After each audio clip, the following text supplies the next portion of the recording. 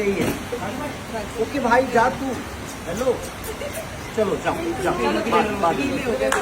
बाद में चलो हो गया ना बेटा।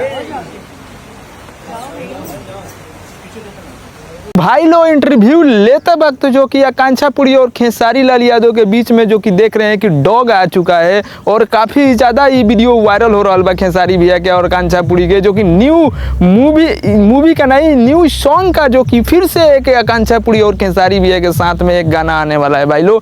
तब एक साथ जो कि अभी काफ़ी दिनों के बाद खेसारी भैया आकांक्षापुरी एक साथ दिखते हैं इंटरव्यू में, जो कि ये सोशल मीडिया पर काफ़ी तेज़ी से ये वीडियो वायरल हो रहा था। एक आज से पहले जो कि जिम वाला वीडियो वायरल हुआ था भाई, उस दिन के बाद जो कि आज जो कि आकांक्षापुरी और खेसारी भैया एक साथ में दिख रहे हैं। तो लगातार ये पब्लिक पूछ रही है, खेसारी भैया के फैन पूछ रहे हैं कि क्या कोई गाना आने वाला है। जी हाँ, कोई गाना का शूटिंग होने वाला है, बहुत ही जल्द आप लोग को देखने को भी मिलेगा। तो आप अगर खेसारी भैया के फैन है तो वीडियो को लाइक मारिएगा, अगर आकांक्षापुरी को भी पसंद करते हैं तो लाइक और शेयर और चैनल को सब्सक्राइब करना ना भूलिएगा।